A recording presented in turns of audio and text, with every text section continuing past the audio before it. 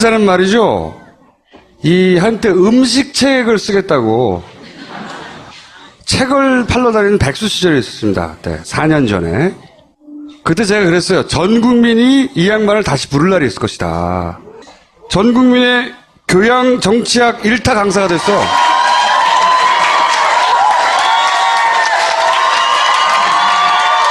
시청률의 영혼을 팔아버린 작가 유시민. 방송에 나오니까 너무 좋아해. 근데 이 모든 걸 잘 되돌아가 봐요. 되돌아가 보면 사실은 강용석 전 의원이 본인이 총선에 출마하려고 썰전을 자리를 비운 거예요. 이 자리를 빌어서 강용석에게 감사 영상편지 한번. 고서방 잘 지내시오? 열심히 사는 모습이 보기 좋습니다. 근데 나는 이철이 자리에 들어갔는데 그러니까 왜 강용석한테 영상편지를 써야 되지? 아, 그러네. 이철이에게! 일단 이 전체 판세는 어떻게 보십니까? 그냥 많이 받는 놈이 되겠죠.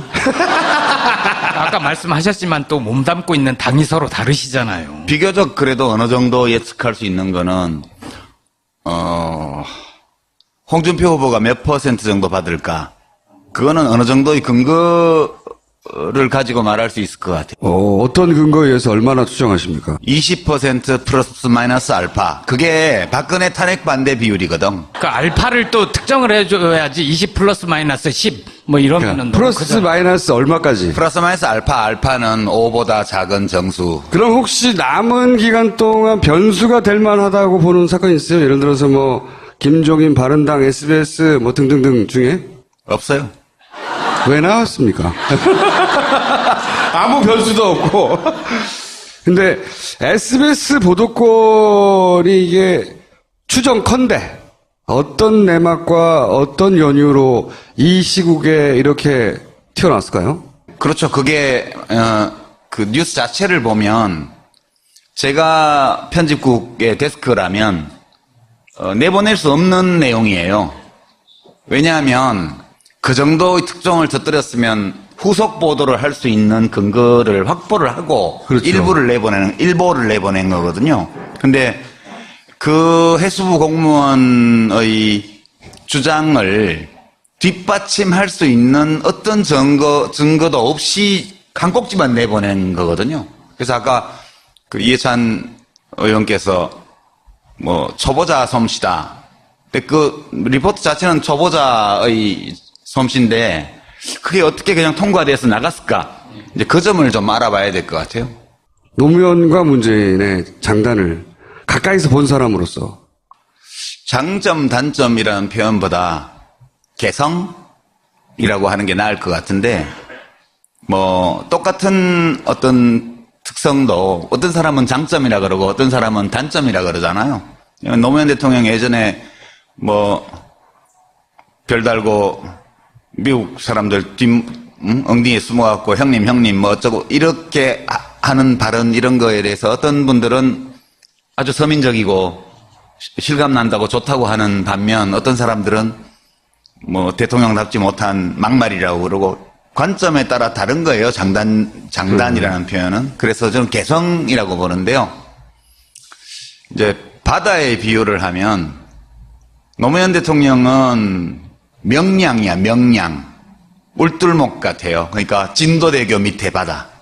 그게 그 만조 때는 조용해 보이는데 썰물이 시작되거나 혹은 간조 때 좀 잠잠하다가 밀물이 들기 시작할 때 진짜 울거든요. 소리가 나요. 강물 흐르듯이. 물살이 굉장히 거칠죠. 어마어마하죠. 그런 분이세요. 근데 문재인 후보는 그 다도해 바다 같아. 고요해. 이게 뭐 어지간히 뭐 퐁당퐁당 던져가지고는 뭐 그런 차이가 있죠. 그 어제 토론에서도 저 홍준표 후보나 심상정 후보나 뭐 또는 안철수 후보가 공격적으로 많이 했잖아요. 근데 저 같으면 바로 원펀치가 나가야 될 그런 타이밍인데 그런 소리 그만하시고 이 정도 나가잖아요. 그러니까 그게 문재인 후보의 장점이고, 장점으로 보자면 그 개성인데, 그 지지율 그래프도 그렇잖아요. 예. 노무현 대통령 지지율 그래프는 이렇게 바닥에 있다가 60%까지 올라갔다가 다시 10%까지 내려왔다가 뭐 이렇게 했잖아요. 근데 문재인 후보의 지지율 그래프는 지난 6개월 동안 이렇게 갔잖아요. 그게 결국은 지지자는 그 후보하고 좀 닮게 마련인 것 같아요. 예. 고요한 분이죠. 이게 고요하다는 게 예를 들어서 구체적 사안에서 노무현, 문재인 서로 의견이 달라서 어떤 사안에 해법을 두고 의견을 달리하거나 이런 거를 직접 보신 적 있어요? 저는 청와대에 안 있었으니까 그건 못 봤죠. 들은 이야기도 있을 거 아닙니까, 뭔가. 얘기가 있긴 하지만 그런 얘기 하는 거는 적합치 않은 것 같아요. 적합지 않은 이유가 뭐죠? 문재인 후보는 네. 좀 뭐든지 좀 긍정적으로 생각하는 경향이 강해요. 그러니까 예컨대 뭐 한 예를 들면 제가 국민연금법이 국회에서 본회의에서 부결이 돼서 그걸 다시 이제 국회로 끌어내려고 장관을 인책 경질을 하셔야 된다고 말씀을 드렸어요. 그건 대통령한테 보고가 안 가는 거야. 예. 한 이틀 기다렸는데. 뭉개고 계신 거예요? 그러니까 다시 알아봤더니 이러시는 거예요. 난 또 우리 유 장관님이 그냥 큰 책임감을 느낀다는 그런 말을 한 줄 알았지. 아니, 장관을. 나를 관둔다고 했는데, 이 사람 책임감을 깊이 느끼는구나. 계속 깊이 느끼도록 냅둬야 되겠다. 상대방의 말을 선의로 해석한다. 그렇지. 지금 5 후보 중에 그런 특성을 가진 후보는 딱 한 명밖에 없는 것 같아. 뒤에 꼼수가 있다거나 숨은 의도가 있다 이렇게 생각하지 않는다는 거죠, 그 기본적으로. 뇌 구조 안에 그 자체가 없어. 그게. 그래서 노무현 대통령하고는 진짜 다른 스타일이고 그렇기 때문에 두 분이 아주 오랜 세월 동안 함께 일을 할 수 있었던 거 아닌가 저는 그렇게.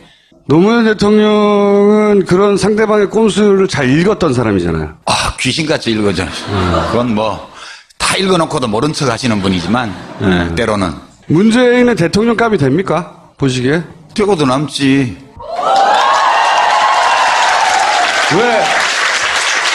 왜 그래요? 아니 근데 문재인 후보가 대통령감이 되냐 안 되냐 이런 문제를 떠나서 저는 사실 요즘 약간 요 며칠 약간 되게 오랫동안 잊어버리고 있던 어떤 감정 같은 걸 좀 느껴요. 그러니까 처음 정권 교체가 되기 전에, 그러니까 1997년 대선 전에 약간 설레는, 그때는 약간이 아니고 엄청 설레는 게 있었어요. 저는 그때 독일 유학 중이었는데 김대중 후보가 이긴다면 이렇게 생각을 하니까 막 가슴이 두근두근 하는 거예요, 그때. 그 전에 김대중은 안 된다라고 한번. 그리고 너무나 비관적으로 봤으니까. 네. DJ 편합이 되지도 않았고, 또 이인재 씨가 따로 출마한다는 그런 예측도 할 수가 없었고. 97년 2월 달이죠. 예. 그리고 IMF가 나지도 않았고. 네. 그런 조건에서 공학적으로 볼 때 나가면 또 진다고 저는 봤어요. 그리고 이인재 씨가 출마 안 했으면 100% 졌고요. 네. 지금 생각해도. 또 IMF가 안 났더라도 졌고요. 천운에 천운이 겹친. 예, 뭐 여러 가지 정말 가능성이 희박한 그런 상황이 조합돼서 겨우 이긴 거잖아요. 근데 요 며칠 좀 약간 그 비슷한 느낌이 있어요. 그러니까 근데 그때는 좀 다른 게 그냥 정권 교체되는 그 자체로 설렌다기보다는 그 당시까지 우리가 독재 권위주의 어떤 이런 것 때문에 고통을 받고 괴롭고 창피하고 부끄럽고 그래서 그렇지 않은 상태에 대한 설레임이 있었다면 지금은 그때는 좀 달라요. 저는 뭐 박근혜 정부가 독재 정권이었다고 생각 안 해요. 되게 멍청한 정부였지 그냥. 이명박 정부도 독재 정권이었다고 생각 안 해요. 장사정권. 좀 야비한 정권이었을 따름이죠. 지금 우리를 굉장히 부끄럽고 고통스럽게 만드는 거는 불평등이라고요. 차별 이런 거요. 그러니까 사람들이 그 현대판 어떤 계급제도 비슷하게 저는 느껴요. 이 세상이 뭐 이래. 그리고 이런 문제들을 해결할 수 있다는 전망이 별로 안 보이는 시간을 오래 보냈기 때문인지 그렇게 단순하지 않지만 우리들을 인간답지 못하게 만들고 또 우리가 사는 세상이 인간답지 못한 세상이라고 느끼게 만들고 그렇기 때문에 왠지 내 책임도 있는 것 같아서 좀 어딘가 누구한텐가 미안하고 좀 부끄럽고 또 화도 나고 이런 상황이었어요, 오랫동안. 근데 확실치는 않지만 이번 대선을 계기로 해서 거기서 많은 사람들이 노력한다면 거기서 좀 벗어날 수 있는 가능성이 있지 않나? 단박에 해결되지는 않겠지만 이번에 정권을 바꿔서 한 5년 동안 꾸준히 사람들이 마음을 모아서 노력한다면 좀 다르게 만들 수 있지 않을까라는 기대? 이런 것 때문에 약간 잠들기 전에 밤에 마지막 뉴스를 볼 때 약간 설레는 느낌이 있어요. 이런 느낌이 되게 오랜만이어서 전 대통령은 명량이야, 명량. 울tur목 같아요. 그러니까 진도대교 밑에 바다.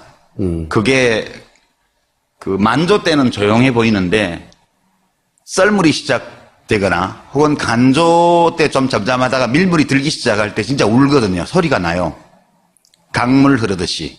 물살이 굉장히 거칠죠. 어마어마하죠. 그런 분이세요. 근데 문재인 후보는 그 다도해 바다 같아. 고요해. 이게 뭐 어지간히 뭐 퐁당퐁당 던져가지고는 뭐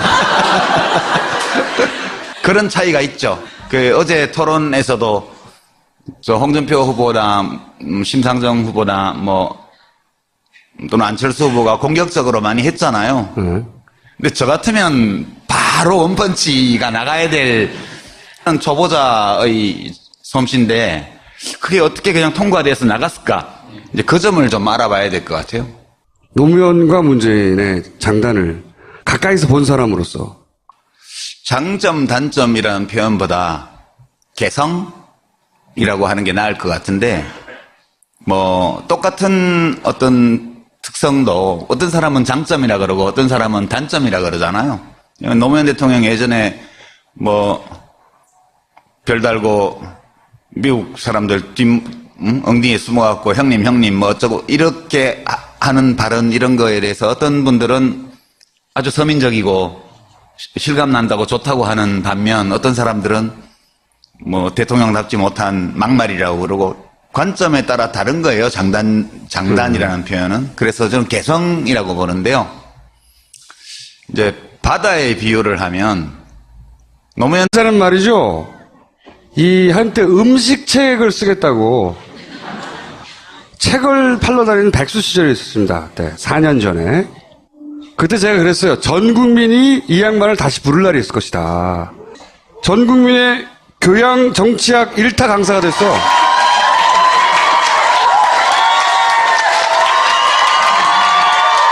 시청률의 영혼을 팔아버린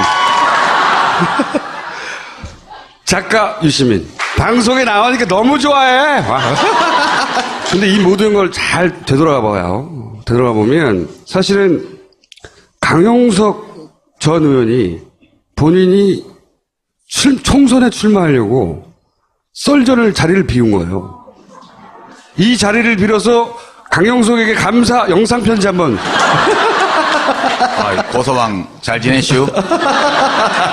열심히 사는 모습이 보기 좋습니다. 근데 나는 이철이 자리에 들어갔는데 그러니까 왜 강용석한테 영상편지를 써야 되지? 아, 그러네. 이철이에게!